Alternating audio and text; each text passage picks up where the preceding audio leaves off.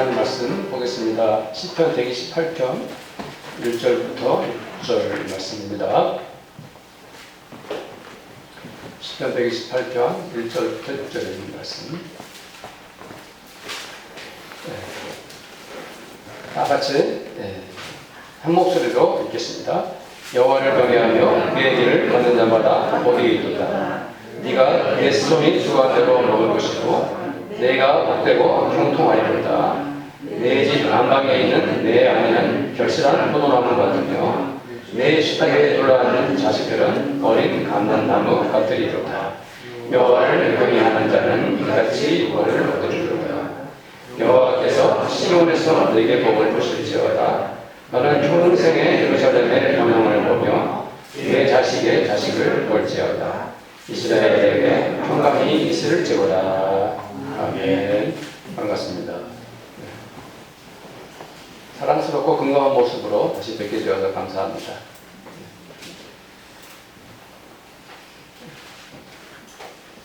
저희 어머니께서 젊으셨을 때 저희 오남매를 키우시느라고 고생을 많이 하셨는데요. 또 몸도 약하셔서 고비를 많이 넘기셨습니다. 특히 제 기억에 심장이 안 좋으셨던 걸로 기억을 하는데 제가 그때는 너무 어리고 또 철이 없어서 자세한 기억이 없습니다. 저희 그 오남매는 부모님이 불교 신자셨지만 어떻게 됐는지 누가 우리를 전도해야 될지 모르지만 교회를 다니게 되었습니다. 그렇지만 저희 부모님들께서는 저희 교회 가는 것을 반대하지 않으셨죠. 그러던 어머니께서 어느 날 교회를 가시게 되었습니다. 저희 어머님은 교회를 이제 가시게 된 때부터 새벽 예배를 드리셨습니다. 그리고 하나님을 믿으시더니 어느 날부턴가 저희 어머니 몸에 달고 다니시던 모든 병이 치유되고 건강한 몸을 가지게 되셨습니다. 저희 어머님의 형제들이 계시지만은 그 이모님들보다도 장녀이신 저희 어머니가 제일 건강하십니다. 그 이유가 무엇이겠습니까? 그것은 바로 어머니께서 하나님을 만나셨기 때문입니다. 하나님은 저희 어머님의 모든 병을 고쳐주셨습니다. 저희 어머님은 살아계신 하나님, 전능하신 하나님, 사랑의 하나님을 만나신 것입니다.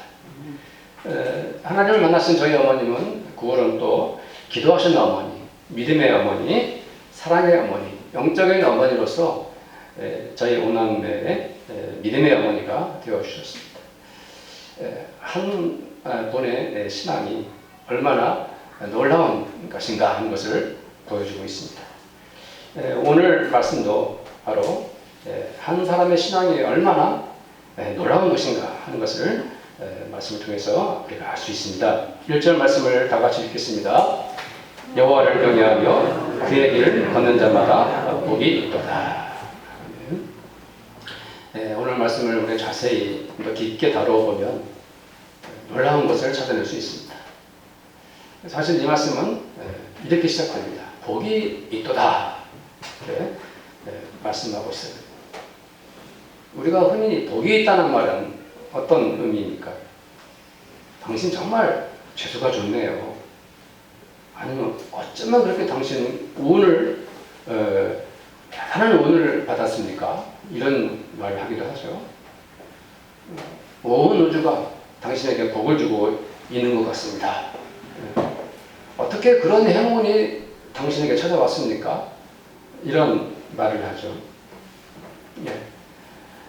만약에 누군가가 그렇게 사람들로부터 당신 대단한 복을 받았습니다 라고 말한다면 그 사람은 도대체 무슨 복을 받았다는 것입니까? 로또 복권이 당첨이 된 것이 아닌지 궁금합니다.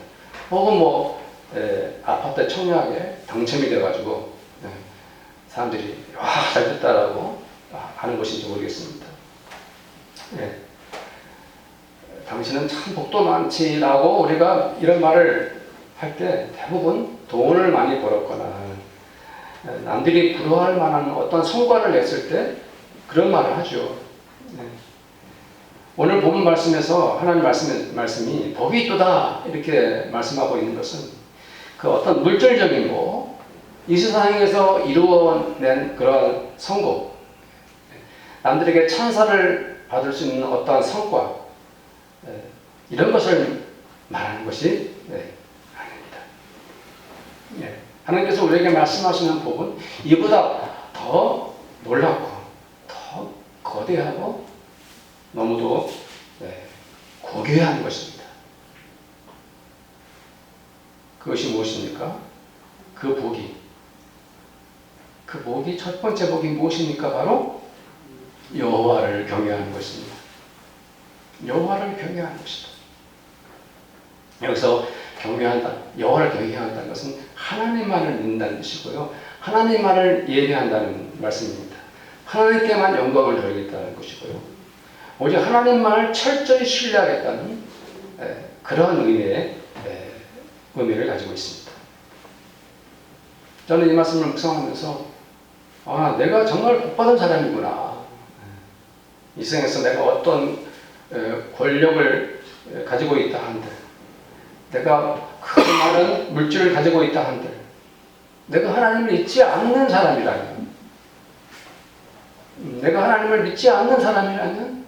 나는 얼마나 불행한가. 그렇습니다.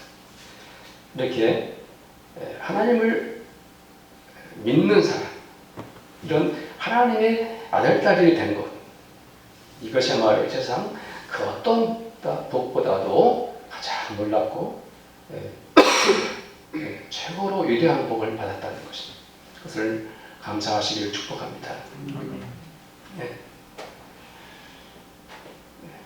그렇습니다.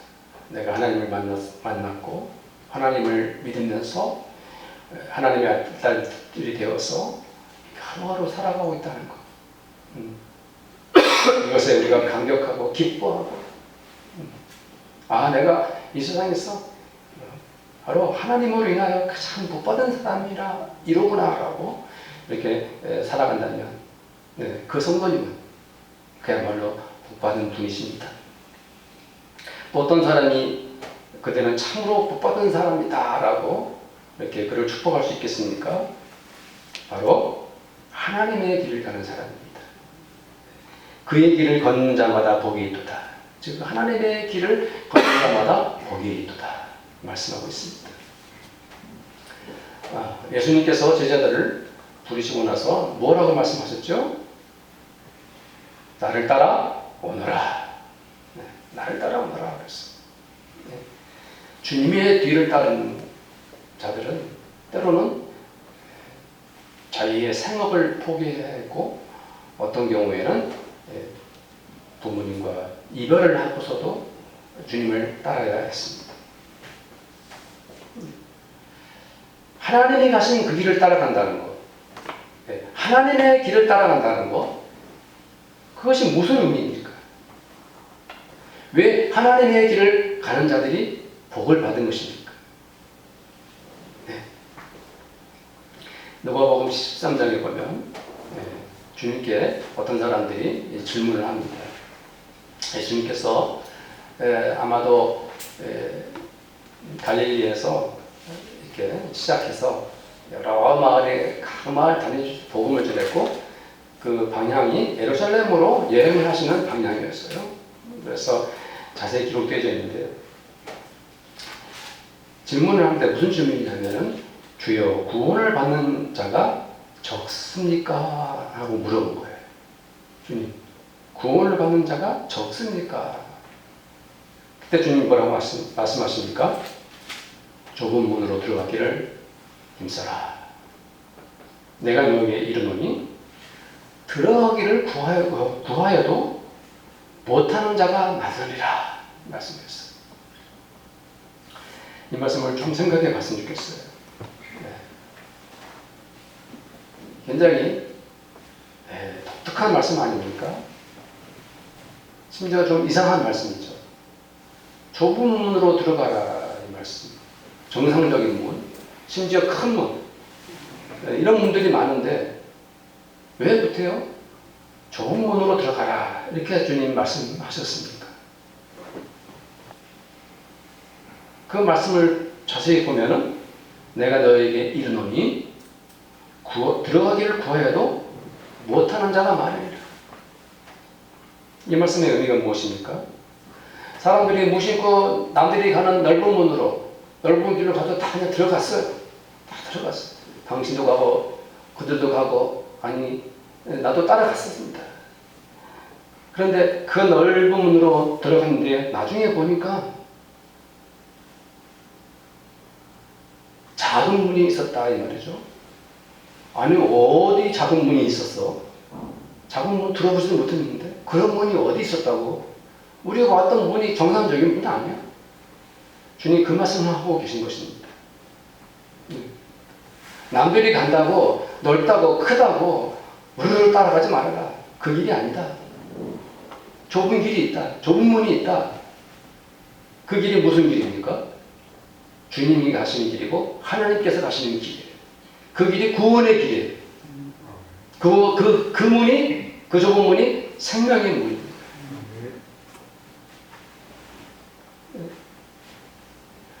그냥 얼떨결에 대다수 사람들이 가니까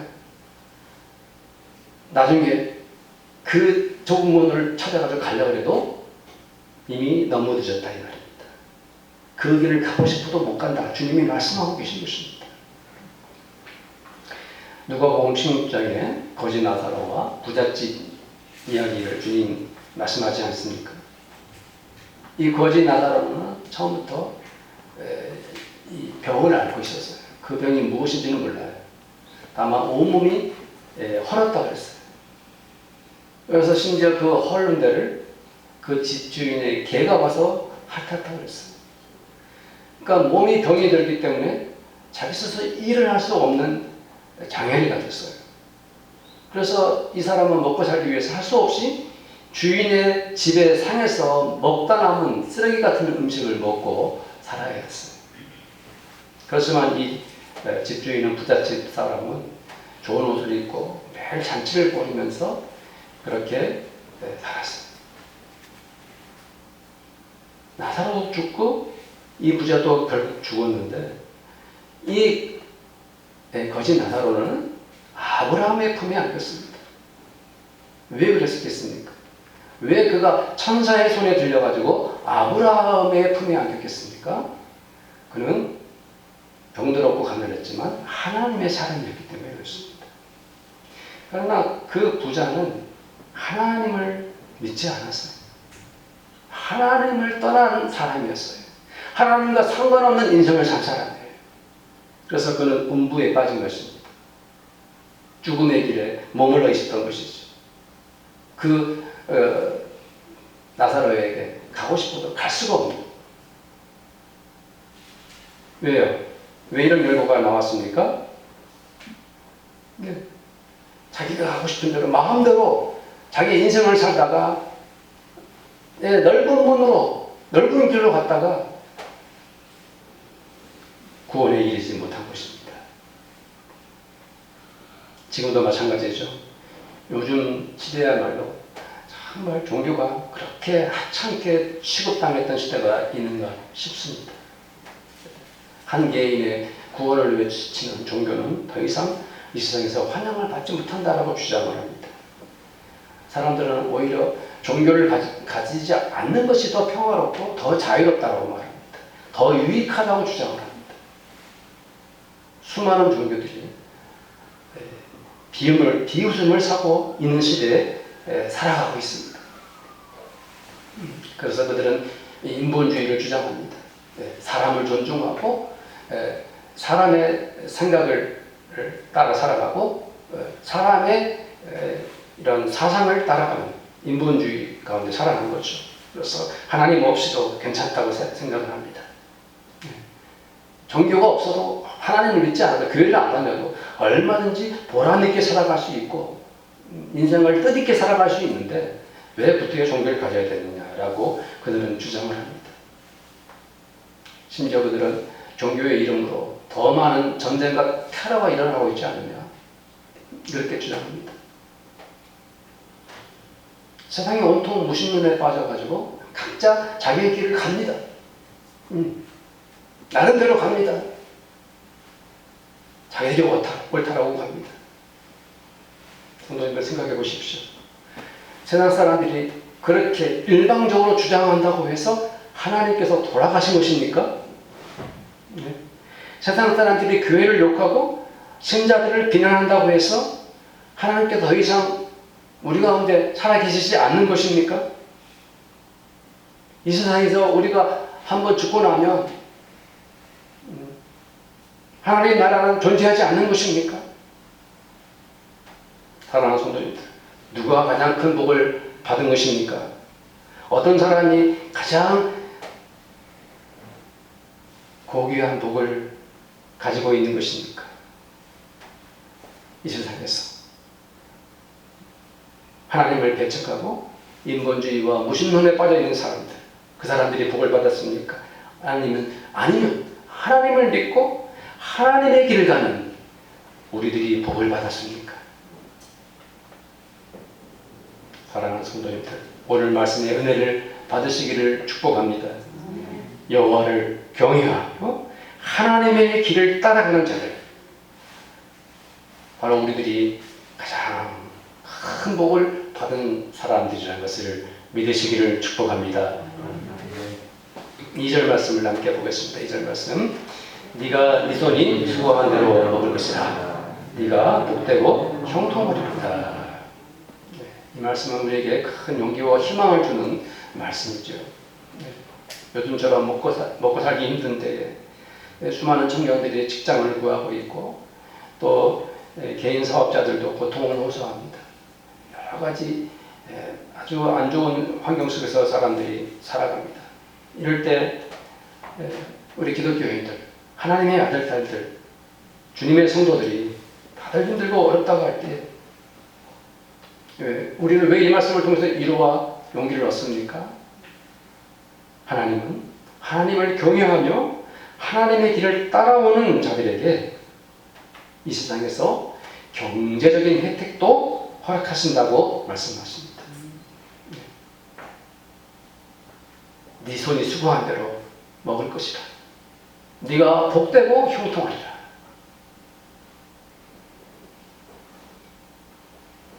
하나님께서 우리에게 이런 이 세상에서 살아가는 삶에서 복을 주신다 하니 얼마나 감사하고 또 감사합니까? 그렇죠? 큰 위로가 됩니다. 그러나 하나님은 두 눈을 똑바로 뜨고 우리를 보고 계십니다. 하나님께서 우리를 보시면서 너는 왜 나를 믿느냐? 너는 무슨 목적을 위해서 나를 믿느냐라고 늘 우리에게 질문하십니다. 우리는 왜 하나님을 믿습니까? 우리는 왜 하나님을 믿습니까? 오늘 말씀 그대로입니다. 하나님을 경외하며 하나님의 길을 가기 위해서 우리는 하나님을 믿습니다. 이렇게 분명하고 확실하게 고백을 하면 이제는 하나님께서 그 믿음을 가진 자들에게, 하나님을 경외하는 성도들에게 이 세상에 누려야 할 복도 반드시 베풀어 주신다는 것을 꼭 믿으시기를 축원을 드립니다. 우리나라 그리스도인들, 기독교인들 중에서 비율을 보면 학력이 높거나 경제적으로 넉넉한 사람들이 기독교인들이 더 많겠습니까? 아니면 학력이 좀 낮거나 경제적으로 어려운 사람들이 기독교인들이 더 많겠습니까? 그 비율을 보면은 학력이 높거나 경제적으로 여유로운 분들이 기독교인들이 더 많습니다. 지금은 그렇지만 초대교회는 그러지 않았습니다. 한국교회 초대교회는 그러지 않았습니다. 가난하고 못 배운 사람들이 더 예수를 많이 믿었습니다. 그 가난하고 못 배운 사람들이 교회에 와 보니까 거기서 그들이 하나님을 믿고 예수님을 믿으면서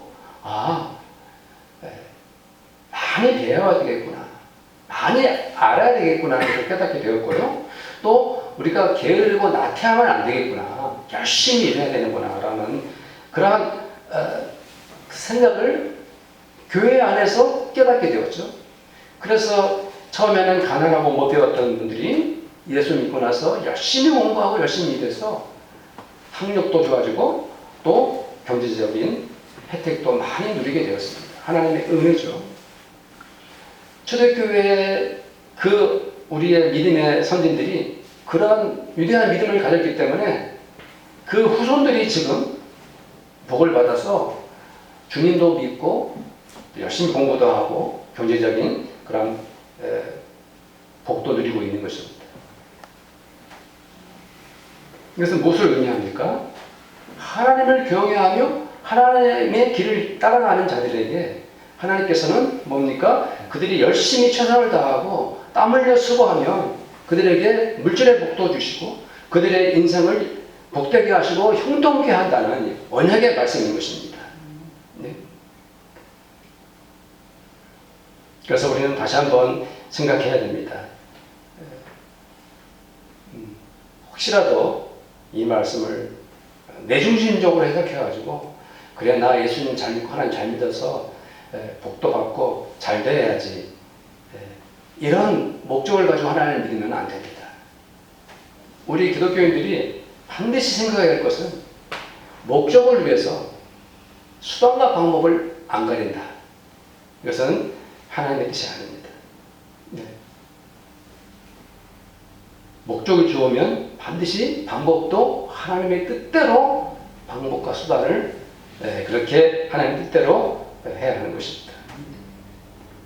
이 말씀의 의미는 우리들의 성도님들이 저와 우리 성도님들이 마음 중심으로 오직 하나님만을 경외하며 하나님의 길을 가겠다는 믿음을 가지고 살아가면 하나님께서 자연스럽게 우리들에게 이 뭡니까? 물질의 복을 주시고 우리를 형통케 하신다는 것입니다. 그래서 그 목적을 다른 데 두지 마시고요. 하나님만을 경외하며 하나님의 길을 따라가면 저와 우리 성도님들에게 하나님께서 주시고자 하는 이 땅에 크나큰 놀라운 복도 허락하신다는 것을 다시 한번 믿으시기를 축원을 드립니다. 아멘. 3절 말씀을 함께 읽겠습니다. 시작. 내 집 안방에 있는 내 아내는 벨시란 포도나무 같으며 내 식탁에 둘러앉은 자식들은 어린 감람나무 같으리로다. 아멘. 이 시편은 성경은 오랜 세월을 거쳐서 쓰여지지만 시편이 가장 오랜 세월을 거쳐서 쓰여진 것이라 할 수가 있어요. 그래서 모세 시대부터 다윗 시대까지 쓰여진 것입니다. 그렇기 때문에 지금으로부터 약 3000년 전, 2600년 전 사이에 쓰여진 것이 시편이에요. 오랜 세월, 오래전에 쓰여졌죠. 그래서 이 문자를 연구하는 분들은 히브리어로 그 오랜 세월에 쓰여진 이 히브리어 성경에 대해서 많은 충격을 받고 계속 연구 중이죠. 그 시대의 이스라엘 사람들에게 포도나무는 매우 중요한 거예요. 아시다시피 포도나무는 포도 열매를 거둬들이고 또 그 포도나무로 무엇을 만듭니까? 포도주를 만듭니다. 그래서 그 포도나무는 이스라엘 사람들의 생계와 직결이 되는 거예요. 네. 그런데 아내가 집에 있는 안방에 있는 아내가 결실한 포도나무 같다. 이런 말씀 아닙니까? 이거를 이제 문자적으로 해석하면은 아내가 자녀를 많이 낳았다 이런 의미도 있지만 거기에 더 깊은 의미로 본다면은 이 아내가 가족의 모든 것들을 풍요롭게 하고 그 가정을 그 아내가 풍성하게 하는 그런 역할을 하고 있다는 의미입니다. 그래서 이런 가정을 생각해 보십시오. 남편이 믿음 생활을 할 때 오직 하나님만을 경외하고 하나님의 길을 따라가서 그를 통해서 하나님께서 물질의 복을 주시는데 집에 와보니 아내가 또 사랑하는 자녀들을 잘 키우고 집에 있는 모든 온 가족들을 서로 사랑하고 화목해하는 풍성한 열매를 맺고 있는 가정. 얼마나 아름다운 가정입니까? 그렇죠? 그래서 이 아내가 너무 사랑스러운 거예요. 아내가 온 가족들을 풍성하게 하는 그러한 역할을 하고 있으니까.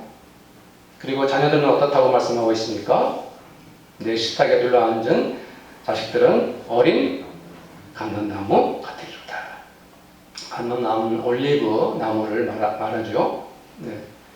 저는 캔에 있는, 깡통에 있는 올리브, 그리고 혹은 병 속에 담겨 있는 그 올리브 열매를 굉장히 좋아합니다. 그래서 그걸 이게 딱 이렇게 꺼내서 씹어 먹으면 이빨에 확 맛이 퍼지는데요. 굉장히 좋아합니다. 그걸 그냥 씹어서 삼켜버리면 맛이 안 나고요. 그 올리브 맛을 이렇게 느껴보면 좋습니다. 제가 올리브 열매를 굉장히 좋아합니다. 그런데 이 올리브는 이스라엘 사람들에게는 우리나라 문화적으로 본다면 김치와 비슷한 거예요. 네, 그래서 모든 음식에 이 올리브가 중요한 필수적인 역할을 하고 있는 것이죠. 아시겠지만 또 성도님들 올리브 가지고 기름을 사용하지 않습니까? 뭐 식용유도 사용하고 그리고 이것을 때로는 이제 올리브 기름으로 머리를 이렇게 기름으로 바르기도 했습니다. 상체에 바르기도 했고요. 등잔을 밝히는 기름으로도 사용했습니다. 또 그 올리브 나무 자체가 좋아요. 그래서 목제품으로도 여러 용도로 사용했습니다. 그래서 이 올리브 나무는 외형적으로 보기만 해도 아름다워요. 아주 잘생겼어요. 사랑스러운 나무입니다. 그렇기 때문에 이 감람나무, 올리브 나무는 힘과 하나님의 축복, 번영을 상징했어요. 이 어린 자녀들을 집에서 보니 어린 감람나무와 같아요. 그 아이들이 성장하고 자라나서 그 감람나무처럼 소중하고 아름답고 정말 훌륭하게 꼭 필요한 사람으로서 성장할 것을 이 아이들을 통해서 보여주고 있는 것이죠. 아이들이 아직 어리지만 어린 감람나무인 거예요. 네. 그 어린 아이들이 자라서 어떻게 쓰임받을 것인가, 하나님께서 어떻게 그 아이들을 훌륭하게 불러주실 것인가 하는 그림을 보게 하는 것이죠. 예. 사람들에게 없어서는 안 될 존재. 예. 자기 집안과 또 이스라엘 온 사회를 위해서 소중하게 쓰여진 아이로 아이들이 눈앞에 선하게 보이는 것입니다. 그래서 성도님들도 집에 들어가시면 자녀들을 보면은 사랑스러운 눈으로 우리 아이들이 감람나무네 라고 축복할 수 있게 되기를 축복합니다. 네. 사랑하는 성도님들, 이 가정이 얼마나 아름답습니까? 얼마나 소중합니까? 하나님을 경외하며 하나님의 길을 따라가는 한 남자의 신앙이 얼마나 놀라운 결과를 낳고 있습니까? 그리고 그 아내와 자녀들이 얼마나 더 사랑스러운 복을 받고 있습니까? 5절 말씀을 보겠습니다. 같이 여호와께서 시온에서 내게 복을 주시려자다. 너는 평생에 예루살렘의 번영을 보므로. 여기서 시온은 하나님께서 함께 하시는, 하나님 임재하시는 이스라엘 공동체를 말하는 거예요. 시온은 하나님의 임재를 날마다 경험하는 하나님의 그 아들, 딸들의 그 전체를 의미하는 거예요. 그러면 이 시온을 오늘날 말씀으로 재해석하면 무엇을 의미하겠습니까? 시온은 교회를 의미합니다.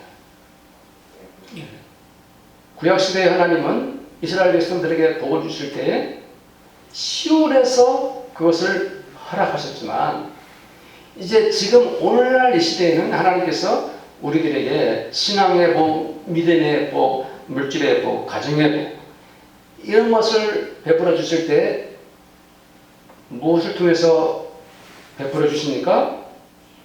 바로 교회를 통해서 그것을 주시는 것입니다. 오늘날 많은 사람들이 교회를 무의미하게 여깁니다.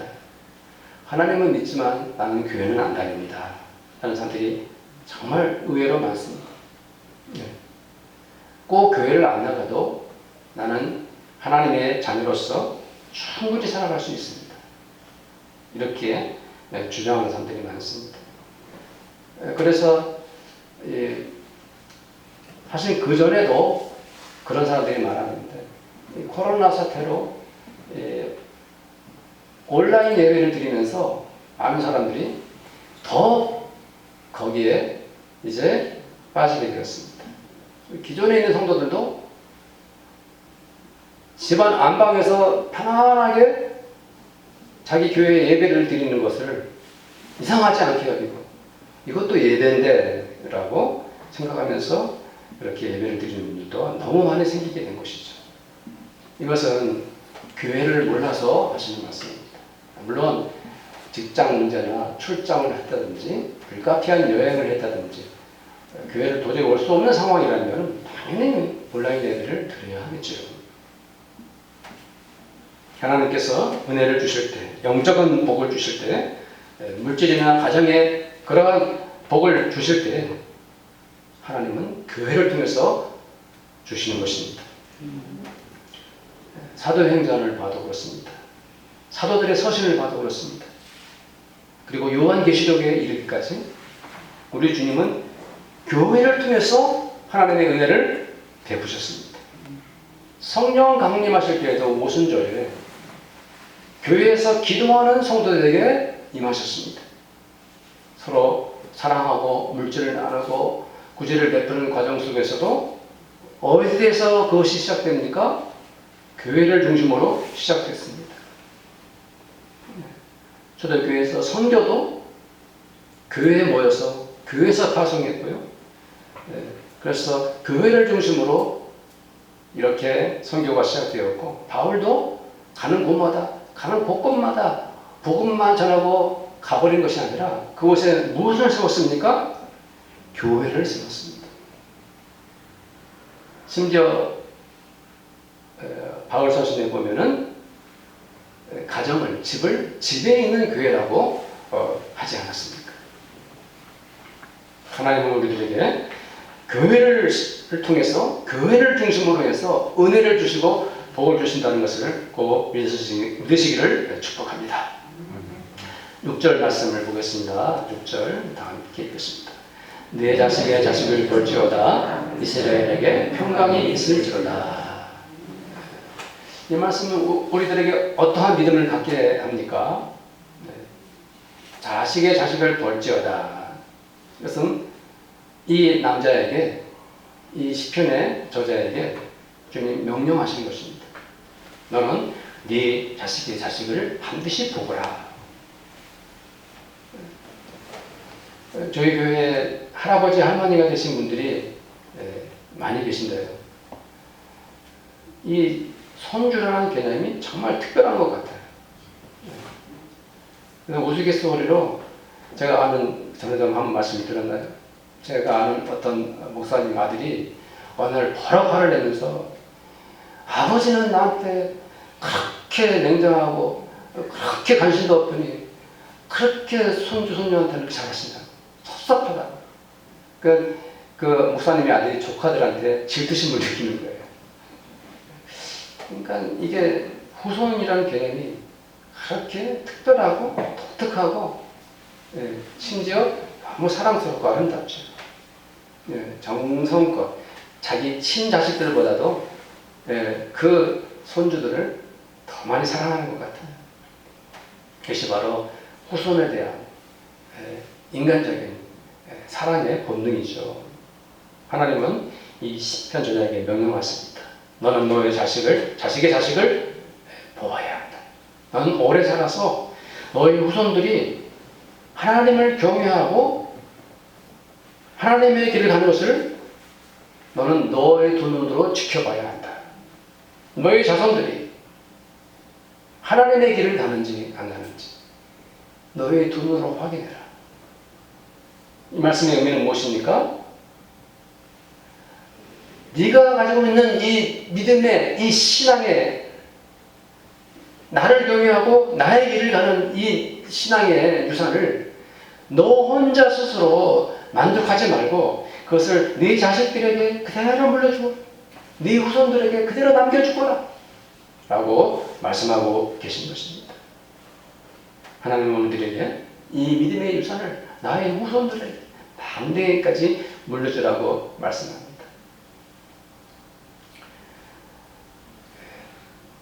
주변에 젊은 그 아이 자녀를 둔 주변의 사람들이 참 어려워합니다. 정말 어렸을 때는 교회 열심히 다니던 아이들이 교회를 안 가는 거예요. 기도가 필요하고 사랑과 인내가 필요합니다. 그러나 그 믿음을 가지고 우리 자녀들을 우선들을 하나님의 은혜 가운데 잘 키워야겠다. 영적 유산을, 신앙의 유산을 남기겠다는 이런 믿음이 있다면, 이런 사랑이 있다면 반드시 그렇게 될 줄로 믿습니다. 그러면서 이렇게 말씀을 마치고 있습니다. 이스라엘에 무엇이 있을지로다 평강이 있을지로다. 평강, 평화, 하나님께서 주시는 평화입니다. 이것을 우리는 뭐라고 말씀하고 있죠? 여호와 살롬.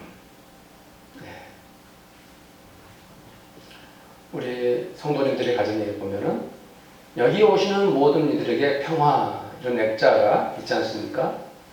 하나님의 평화가 임하는 것. 하나님의 평화가 우리 가운데 있는 것, 이것보다 더 좋은 건 없는 것 같아요. 하나님의 평화가 임하는 것. 왜 그렇습니까? 어떤 사람은 돈이 많아도 평화롭지 않습니다. 어떤 사람은 가장 높은 곳에 있지만은 마음이 불안합니다. 어떤 사람은 많은 사람들을 거느리고 있지만 그 마음에 근심이 가득합니다. 사람들은 겉으로는 웃고 있지만 그 속마음에 평화가 없습니다. 반대로 힘들고 어려워도 마음에 평화가 가득한 사람, 잘되고 복되도 마음에 평화가 넘치는 사람, 어떠한 처지와 상황에서도 그 마음에 여호와 샬롬으로 충만한 사람, 그 사람이 어떤 사람입니까? 바로 하나님을 경외하는 사람. 그 인생의 길을, 하나님의 길을 걷는 사람. 이 사람이 여호와 샬롬을 경험하고 있는 것입니다. 하나님의 평화가 무엇입니까? 이 세상에서 누릴 수 없는 것이에요. 어떤 세상적인 조건으로 가질 수 없는 거예요. 이 평화는 하나님께서 하늘에서 우리에게 내려주시는 무한한 은혜의 선물인 거예요. 그러니 이 시인이 마지막 고백이 무엇입니까? 이스라엘에 평강이 있을지로다. 평화가 있을지로다. 하나님께서 늘 곁에 계시니 우리 성도님들 그 은혜로 늘 평화롭기를 축복합니다. 하나님의 날개 그늘 아래에 있어서 우리 가족이 정말 평화로워요 라고 고백할 수 있게 되기를 저는 축원을 드립니다. 오늘도 우리 성도님들과 함께 즉흥적인 찬송을 하고 싶어요. 우리 이미연 선생님 412장 찬송을 부탁드립니다. 412장 어떻게 부르냐면은 1절부터 그냥 4절까지 후렴하지 마시고요. 1절부터 4절까지 계속 부르시고 그 4절 할 때만 후렴합시다. 이 찬양 가사가 너무 좋아가지고 저는 한 1, 2절 하라고 했더니 3, 4절 그냥 포기할 수가 없었어요.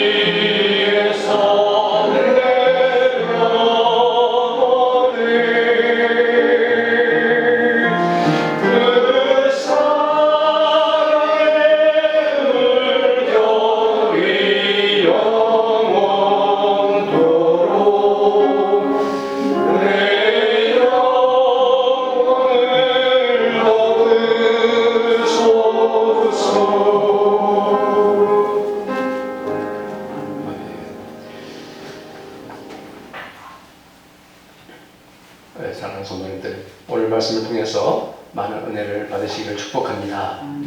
하나님만을 경외하고 하나님의 길을 가는 성도님들이 되시기를 축복합니다. 우리 성도님들의 직장과 일터가 땀 흘려 최선을 다해 일하는 곳에 하나님의 거룩한 물질의 복으로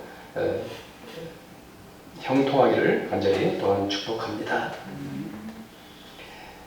사랑하는 아내가 너무 사랑스러워서 당신은 포도나무 열매이다 라고 그렇게 아내를 품에 안을 수 있게 되기를 축복합니다. 아내뿐만 아니라 집에 가서 자녀들을 보니 너희들은 어린 감람나무구나. 너희들이 정작 하나님의 손에서 어떻게 쓰임받을까 생각하니 감사하기 이를 데가 없구나 라고 늘 아이들을 그렇게 믿음의 눈으로 사랑의 눈으로 잘 가르치기를 축복합니다. 그래서 우리 성도님들의 삶과 가정에 여호와 샬롬 평강이 충만하기를 소원합니다. 제가 이 시간에 기도하겠습니다.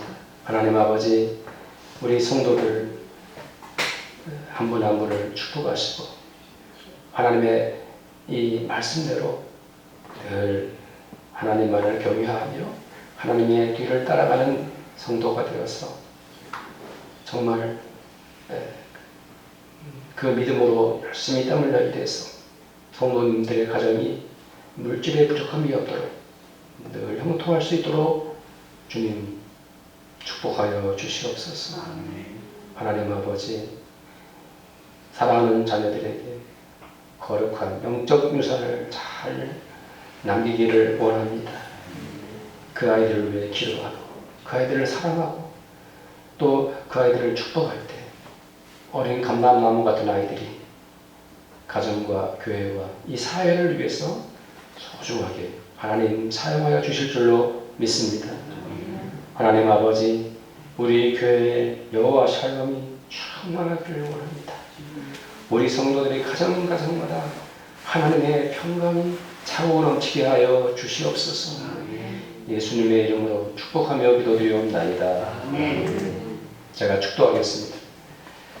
지금은 우리 주님 예수 그리스도의 은혜와 하나님 아버지의 사랑하심과 성령님의 거시하심, 이 자리에 함께한 우리 모든 성도들과 우리 성도들의 가정가정마다 또 그들이 열심히 일하는 일터에 그리고 우리 교회 위에 지금부터 영원토록 함께 있을지어다. 아멘.